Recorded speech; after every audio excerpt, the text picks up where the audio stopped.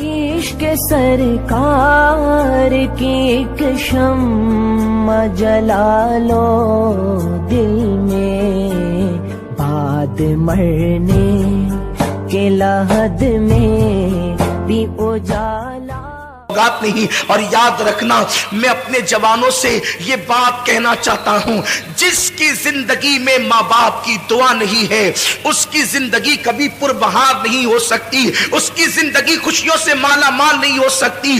آج انسان سب کی دعا لینا چاہتا ہے، ماں باپ کی دعا نہیں لینا چاہتا، مگر یاد رکھیں آپ کے لیے کوئی بھی بڑے سے بڑا پیر، بڑے سے بڑا عالم، بڑے سے بڑا مفتی، بڑے سے بڑا خطیب، بڑے سے بڑا ادیب اگر آپ کے لیے دعا کر دے، اللہ چاہے تو دعا قبول کرے، اللہ چاہے تو رد کر دے۔ وہ قادر و قیوم بے نیاز ہے، وہ چاہے جس کی دعا رد کر سکتا ہے، اس کے لیے اس کو کوئی پوچھ نہیں سکتا، اس پہ کوئی فرض واجب نہیں ہے۔ وہ کرم، وہ قبول کرے تو کرم ہے، رد کر دے تو اس کا عدل ہے۔ اللہ چاہے جس کی دعا رد کر دے، لیکن سنو سب کی دعا رد ہو سکتی ہے، کسی کی دعا کی قبولیت کی گارنٹی نہیں ہے سوائے ایک دعا کے۔ میرے کریم آقا فرماتے ہیں کہ جب ماں باپ اپنی اولاد کے لیے دعا کرتے ہیں تو اللہ ان کی دعا رد نہیں کرتا بلکہ قبول کر لیتا ہے۔ حضور فرماتے ہیں دعا والدہ لولدہ کا دعائی لکم،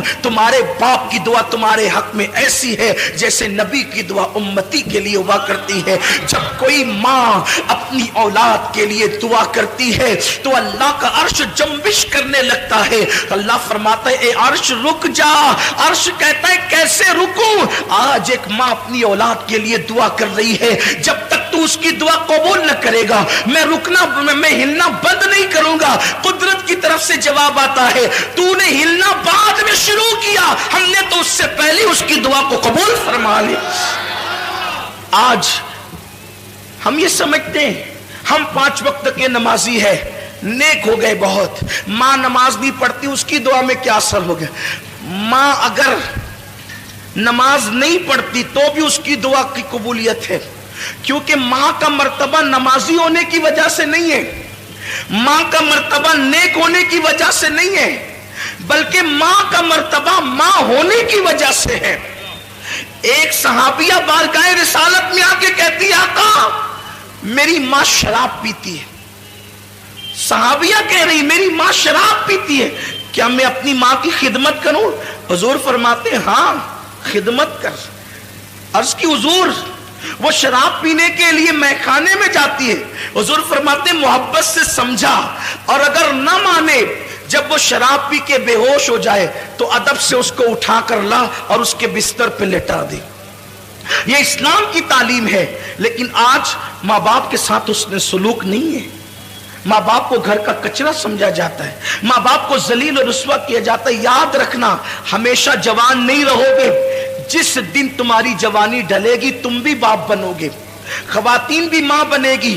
تم نے اپنی اولاد کے ساتھ جیسا سلوک کیا تمہاری اولاد اس سے بدتر تمہارے ساتھ سلوک کرے گی۔ تم اپنے ماں باپ کے ساتھ جیسا سلوک کرو گے، اگر ان کو ستایا اس سے زیادہ تم ستائے جاؤ گے، اور تم نے ان کی خدمت کی تو اس سے زیادہ تمہاری اولاد تمہاری خدمت کرے گی۔ یہ بڑے عظیم لوگ ہیں۔ ماں باپ کا جھری پڑا ہوا چہرہ دیکھنا وہ ثواب کا درجہ ہے کہ کسی خوبصورت کو دیکھنے پر بھی وہ ثواب نہیں ملتا جو ماں باپ کے جھری پڑے ہوئے چہرے کو دیکھ کے ثواب ملتا ہے۔ اور یہ بات ہمیشہ یاد رکھنا، جس دن یہ چہرے قبروں میں چلے جائیں گے نا، پھر ان چہروں کو ترسو گے تو یہ چہرے کبھی خواب میں بھی نظر نہیں آئیں گے۔ یہ چہرے ہر عبادت کی قضا ہے۔ میں اپنے اہل علم دوستوں سے توجہ چاہتا ہوں، غلطی کروں تو میری اصلاح کریں۔ ہر عبادت کی قضا ہے۔ عشاء نہیں پڑھی، کبھی احساس ہو گیا کہ میں نے فروری کی 2019 کی 9 تاریخ کی عشاء نہیں پڑھی تھی، زندگی میں جس دن احساس ہو جائے اس دن پڑھو، اس کی قضا ہے۔ 10 تاریخ کی فجر نہیں پڑھی تھی، جس دن احساس ہو جائے پڑھ لیا، زندگی بھر میں اس کی قضا ہے۔ ہر عبادت کی قضا ہے۔ ماں باپ کا چہرہ دیکھنا وہ عبادت ہے، اس کی کبھی قضا نہیں ہو سکتی، اس کی کبھی قضا نہیں ہو سکتی۔ اور زندگی میں جس دن ماں باپ نہیں ہوں گے اس دن آپ کو اپنے ماں باپ یاد آئیں گے۔ ارے میں کیا اور آپ کیا، اپنی کیا اوقات اور اپنی کیا حیثیت ہے۔ اللہ کے رسول صلی اللہ علیہ وسلم کو خود زندگی میں کئی مرتبہ اپنے ماں باپ یاد آئے۔ اگر ہر موقع کا ذکر کروں تو ایک طویل وقت چاہیے، لیکن تو میں عرض کر رہا تھا کہ کئی بار حضور کو والدین یاد آئے، لیکن ایک مقام پر حضور ایک موقع صرف عرض کر رہا ہوں، ایک موقع صرف عرض کر رہا ہوں کہ حضور علیہ الصلوۃ والتسلیم کو جب ماں باپ کی یاد آتی تھی تو حضور کی آنکھوں میں آنسو آ جاتے۔ حضور کو ظاہر سی بات ہے، جو رحمت للعالمین ہو، جو سب سے پیار کرتے ہوں، وہ اپنے ماں باپ سے کتنا پیار کرتے ہوں۔ اور حضور کے ماں باپ جیسے ماں باپ ہونے کی حیثیت سے کسی کے نہیں ہے۔ اگر بات حضور کے والدین کی آئی ہے تو مجھے حضور کی امی جان کی یاد آ گئی۔ حضور کی امی جان سیدہ آمنہ، جب لوگ دور جہالت میں جیتے تھے تو اس وقت حضور کی امی کے پاس اتنا علم تھا کہ حضور کی امی شاعری کرتی تھی، شاعرہ تھی حضور کی امی جان۔ ان کی شاعری کتابوں کے اندر موجود ہے۔ بہت بڑی دانشور تھی حضور کی امی جان سیدہ آمنہ خاتون سلام اللہ علیہا۔ بلکہ حضور کی امی کی یاد آئی ہے تو میں دو باتیں عرض کرنا چاہتا ہوں، ایک بات کہنا چاہتا تھا لیکن ایک بات اور یاد آئی۔ حضور علیہ السلام کی عمر جب 6 سال کی ہوئی تو اس وقت حضور کی امی کا وصال ہو گیا، حضور کی والدہ کا وصال ہو گیا۔ وصال کا سبب یہ چیز بنی کہ حضور کی عمر 6 سال کی تھی۔ حضور کی امی جان نے کہا، میرے شہزادے محمد، تم نے اپنے والد کی زیارت نہیں کی ہے، ایک کام کرو کہ تمہارے والد کی قبر یثرب میں ہے، یعنی موجودہ مدینہ منورہ۔ اس وقت وہ مدینہ نہیں بنا تھا، یثرب اس کہلاتا، یثرب میں ہے تمہارے ابا کی قبر۔ چلو، تم نے باپ کا چہرہ تو نہیں دیکھا، تم کو والد کے مزار کی زیارت کرا کر کے لاتی ہوں۔ حضور علیہ السلام 6 سال کی عمر میں پہلا سفر کرتے ہیں۔ حضور کا یہ پہلا سفر ہے 6 سال کی عمر میں، اور 6 سال کی عمر میں پہلا سفر حج کے لیے نہیں ہے، تجارت کے لیے نہیں ہے، نماز کے لیے نہیں ہے، بلکہ مزار کی زیارت کے لیے۔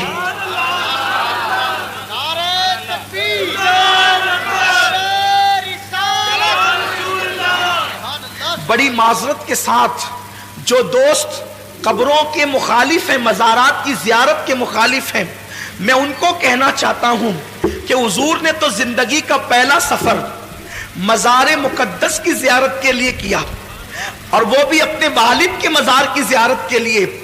6 سال کی عمر میں حضور اپنی امی سے کہتے ہیں، امی ٹھیک ہے۔ دراصل بات یہ تھی کہ حضور اپنی ماں کے پیٹ میں تھے اور صرف 2 مہینے یا 3 مہینے یا 4 مہینے کے اندر حمل کی شکل میں تھے۔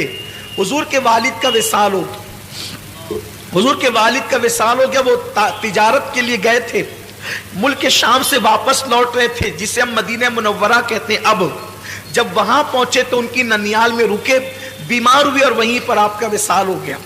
تو حضور کی امی نے کہا تھا، بیٹا چلو میں تمہیں اب تمہارے والد کی مزار کی زیارت کرا دوں۔ جناب عبد المطلب سے اجازت لی، اور اجازت لے کر کے 3 نفری قافلہ حضرت سیدہ آمنہ اور ان کی کنیز ام ایمن اور حضور علیہ السلام، یہ تینوں چل پڑے مدینہ شریف کی طرف۔ اب میں اس کو یثرب نہیں کہوں گا کیونکہ ہمارے یہاں یثرب کہنا بے ادبی ہے، لیکن اب آپ سمجھ لیں کہ وہ یثرب پرانا نام ہے اور ابھی وہ مدینہ نہیں بنا تھا، لیکن پھر بھی میں مدینہ منورہ کہوں گا۔ تو سرکار چلے، 1 مہینے تک حضور نے اپنی امی کے ساتھ وہاں قیام کیا بچپنے میں 6 سال کی عمر میں، اور قبر والد کی قبر پہ جاتے امی کے ساتھ۔ جب رخصتی کا وقت آیا کہ اب جانا ہے مکہ المکرمہ، تو حضور کی امی کبھی اپنے شوہر کی قبر کو دیکھتی ہے اور کبھی حضور کے چہرے کو دیکھتی ہے، اور شوہر کا صدمہ۔ حضور کی امی جان کی عمر ابھی 18-19 سال ہی تھی کہ وہ بیوہ ہو گئی۔ 18-19 سال کی عمر میں بیوگی آخر کیا چیز ہوتی ہے؟ سوچے نا ذرا، اگر کوئی عورت 19 سال کی عمر میں یتیم ہو جائے تو اس کو اتنا صدمہ نہیں ہوتا جتنا اس کو بیوہ ہونے کا صدمہ ہو۔ حضور کی امی بیوہ ہوئی اتنی چھوٹی سی عمر میں، اور حضور کے والد کا وصال اتنی چھوٹی عمر میں ہوا ہے کہ ان کو ابھی داڑھی کے بال بھی نہیں نکلے تھے، بال نکلنا شروع ہوئے تھے اور ان کا وصال ہو گیا۔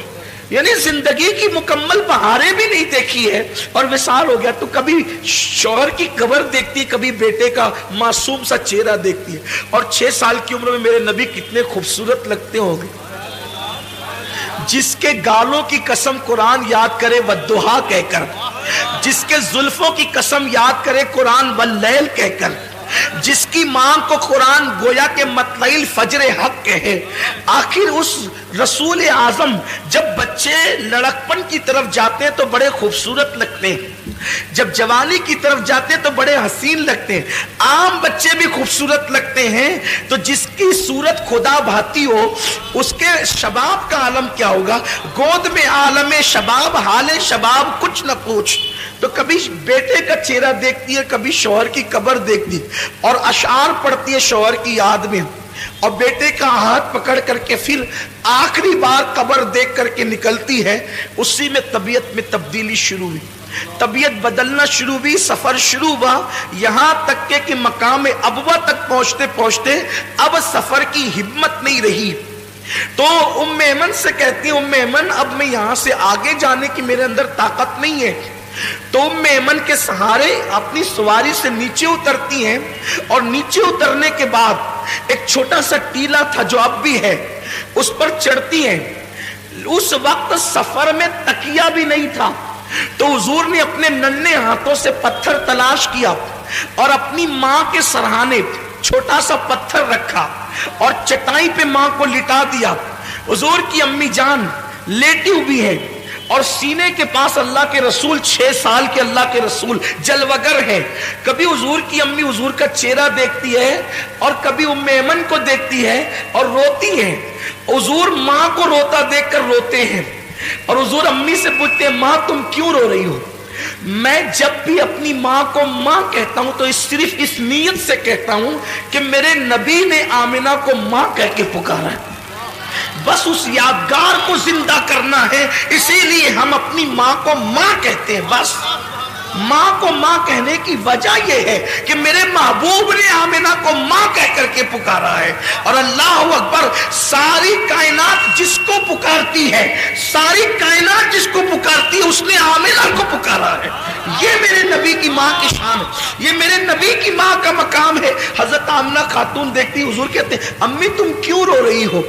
تو ام ایمن کا ہاتھ پکڑ کر چہرہ رسول کا دیکھ کر کہتی ہے ام ایمن اب میں بچوں گی نہیں، یہ میری آخری ساعتیں ہیں، میرا بیٹا بڑا شان والا ہے، میں نے بڑے شان والے بیٹے کو جنم دیا ہے، اس کو سنبھال کر مکہ لے جانا میری امانت کو۔ آمنہ خاتون کہتی ام ایمن میرا بیٹا وہ ہے کہ مشرق سے لے کے مغرب تک جس کی شان کے ڈنکے بجیں گے۔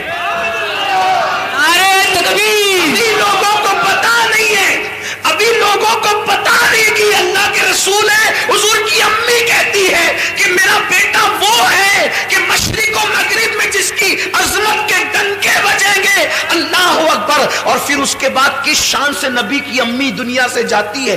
امام زرقانی نے لکھا ہے کہ حضور کی نعت پڑھتے ہوئے وہ دنیا سے، حضور کی نعت، حضور کی نعت اس امت میں سب سے پہلے حضور کے گھر سے لکھی گئی ہے۔ حضور کی نعت سب سے پہلے حضور کے گھر سے لکھی گئی ہے۔ نعت لکھنا یہ حضور کے گھر والوں کا طریقہ ہے۔ حضور کے گھر سے حضور کی نعت سب سے پہلے نعت حضور کے گھر میں لکھی گئی، یا تو حضور کے چچا حضرت ابو طالب نے نعت لکھی، یا حضور کی امی جناب آمنہ نے حضور کی نعت لکھی۔ اب حضرت آمنہ نے کیا لکھا؟ حضرت آمنہ کے جو اشعار ہے اس کا مفہوم پیش کر رہا ہوں۔ وہ کہتی ہیں ہر نئی چیز پرانی ہو جائے گی، ہر نئی چیز پرانی ہو جائے گی، ہر عروج کو زوال آئے گا، فرماتی ہے مگر مجھے کوئی بھلا نہیں سکے گا، مجھے کوئی بھلا نہیں سکے گا۔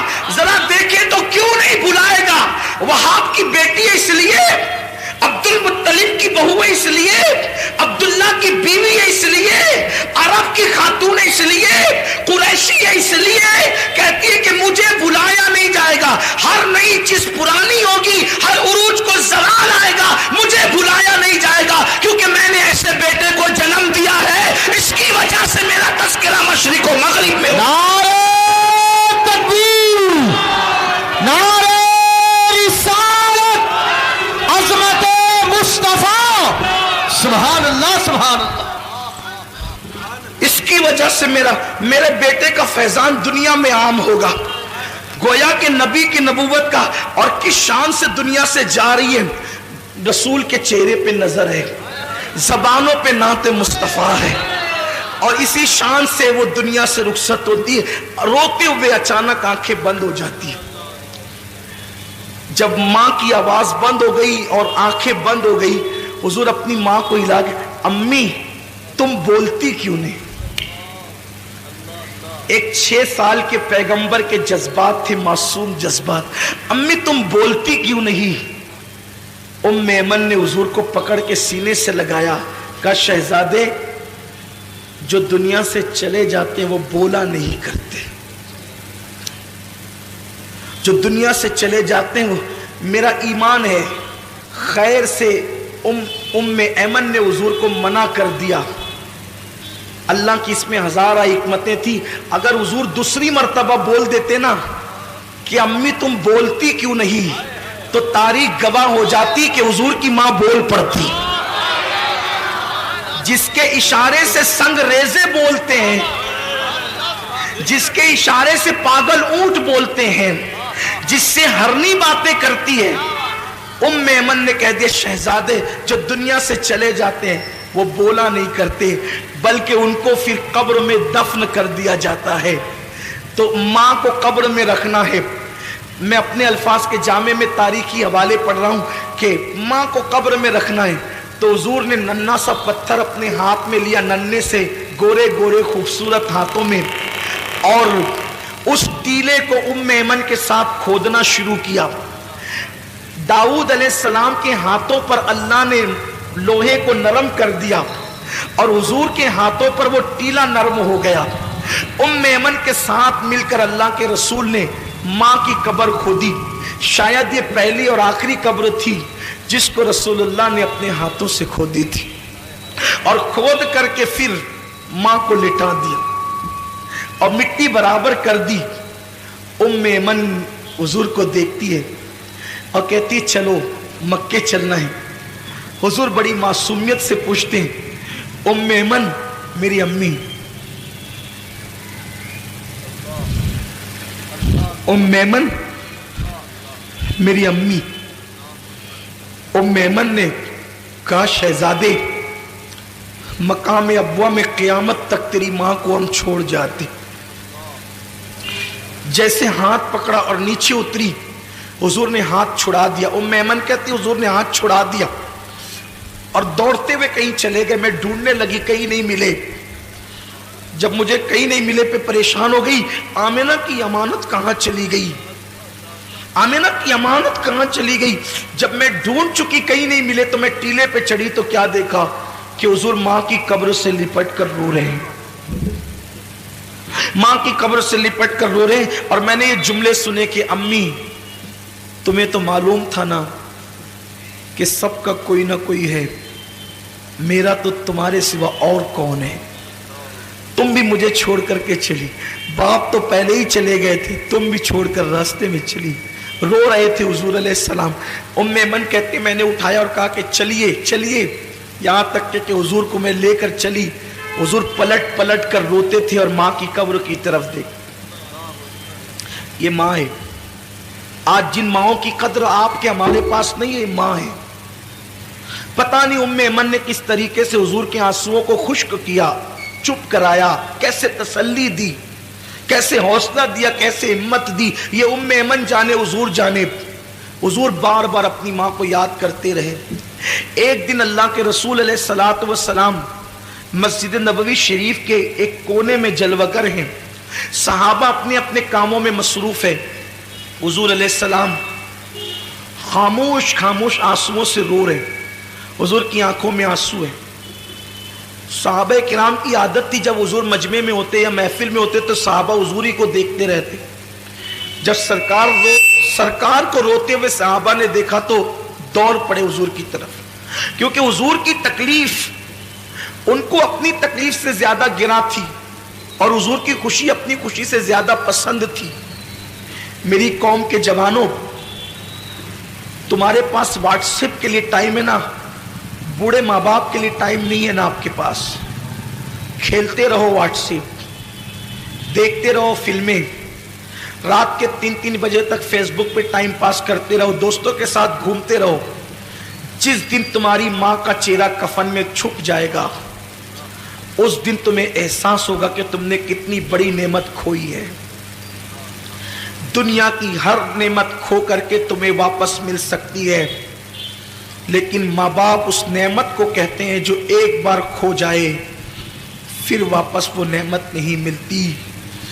उस नामुराद के दिल से जाकर के पूछो जिसके माँ बाप नहीं है और उन्होंने माँ बाप को कभी खुश करने की कोशिश नहीं की। आज वो बिस्तरों में छुप छुप कर रोते हैं, आज वो तन्हाइयों में पछताते हैं, आज वो अपने आप को माफ करने के लिए तैयार नहीं है। जो गलती उनसे हुई वो गलती खुदा के लिए आप न करें। आप अपने माँ बाप से माफी मांगे, उन्हें राजी करें, उन्हें टाइम दे, उन्हें वक्त दे, उनकी खुशियों के लिए हर कड़वा घूंट पी ले, लेकिन उनको कभी नाराज न करें।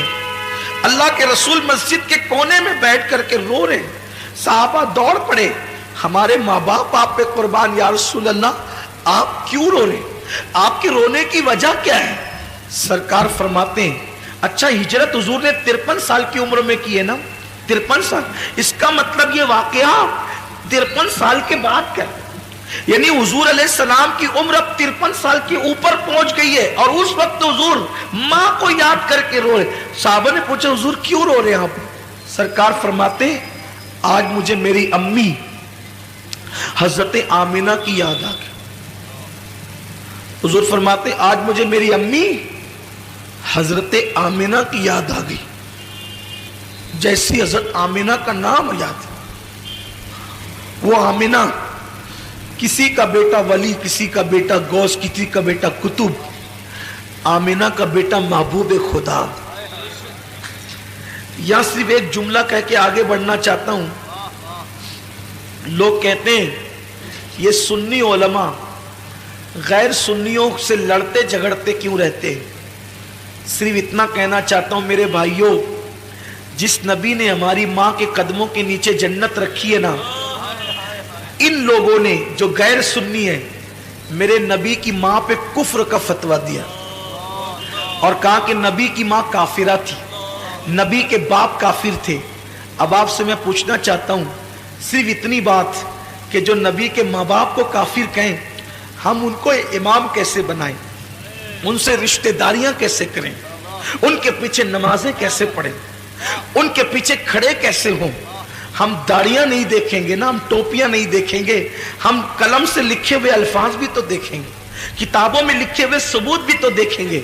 मेरे आका सल्लल्लाहु अलैहि वसल्लम के दीवानों, नमाज पढ़ने से पहले देख लिया करो नबी के माँ बाप को काफिर कहने वाला इमाम है या नबी के माँ बाप पे कुर्बान होने वाला इमाम है। इसलिए कि शफात आपको भी लेनी है, शफात मुझे भी लेनी है। क़ियामत के दिन अगर तुम नबी से शफात की भीख मांगने के लिए गए और हुजूर ने कह दिया जो मेरी माँ को काफिर कहता था तो उसके पीछे नमाज पढ़ता था, तो आपके पास जवाब क्या होगा?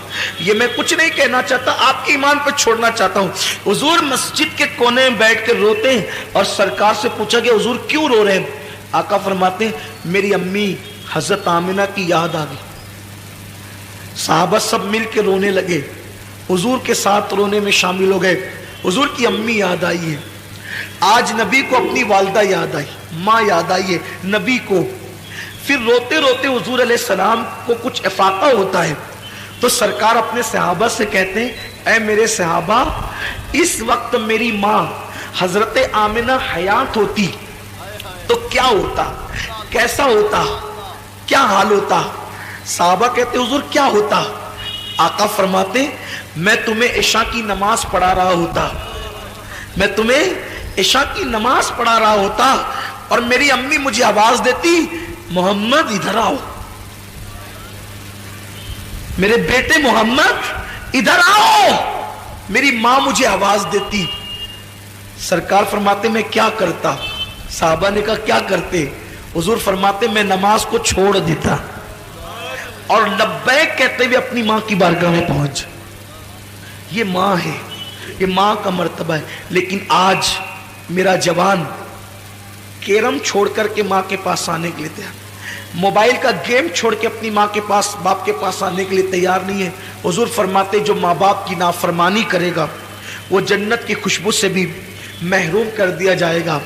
याद रखना, कितने भी बड़े मनसब पे फाइज हो जाओ, माँ बाप से तुम कभी बेनियाज नहीं हो सकते। जनाब मूसा से अल्लाह ने कहा था, मूसा जरा संभल कर आना। अर्ज की मौला तूर पर तो हमेशा आता हूं, पहली बार तो नहीं आया।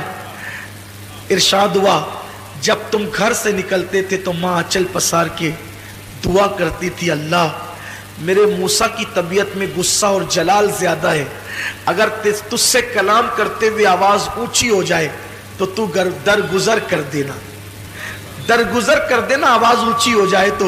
मूसा अब तेरे पीछे दुआ करने वाली मां नहीं रही, इसलिए कहा जा रहा है जरा संभल कर आना। अल्लाह के कलीम को कहा जाता है पीठ के पीछे दुआ करने वाली मां अब तेरे घर में नहीं है तो जरा संभल कर आना। गौर तो करें आप, नबी से कहा जा रहा है मां की दुआ क्या है। सारी दुनिया मुखालिफ हो जाए, बद्दुआ करे, तन्हा मां दुआ करे, अल्लाह मां की दुआ कबूल करे, सबकी बद्दुआ रद्द कर दे। और तन्हा मां बद्दुआ करे और पूरी दुनिया मिलकर दुआ करे तो अल्लाह सबकी दुआ रद्द कर दे, मां की बद्दुआ कबूल कर ले। एक दिन हजरत मूसा अलैहि सलाम जंगल में चल रहे, चलते चलते थक गए, चलते चलते थक गए। अल्लाह से कहते मौला थक गया हूं, सवारी नहीं है। अल्लाह ने फरमाया एक मेरा बंदा है, उससे जाकर कहो। हजरत मूसा गए, उससे कहा मेरे पास सवारी नहीं है। उसने दुआ की, अल्लाह बादल जमीन पे भेज ताकि मैं तेरे इस बंदे के लिए सवारी का इंतजाम करूं। बादल जमीन पे उतर आया। उसने कहा जनाब चढ़िए, और बादल पे चढ़ करके जहां जाना चाहते जाइए। हजरत मूसा बादल पे सवार हो गए, बादल चल पड़ा। अर्ज की मौला कितना नेक बंदा ये, इसकी दुआ से बादल जमीन पे आया। इरशाद हुआ मूसा कोई अमल ही नहीं है इसका, ये नेक नहीं है जिसको तू नेक समझ रहा है। फिर मौला इसकी दुआ की इतनी अहमियत। इरशाद हुआ उसने तो बादल बुलाया, अगर आसमान भी जमीन पे बुलाने की दुआ करता तो हम आसमान को भी जमीन पे उतार देते। अर्ज की जब ये नेक नहीं है, इतना नेक नहीं है, तो इसकी दुआ की अहमियत क्यों है? कि इसकी नेकी की वजह से नहीं, ये हमेशा अपनी माँ की खिदमत करता था और माँ को खुश कर दिया था। माँ ने मरते मरते कहा अल्लाह इसने मेरी खिदमत का हक अदा कर दिया, ये जब भी तुझसे जो दुआ करे तो इसकी हर दुआ को कबूल कर लेना।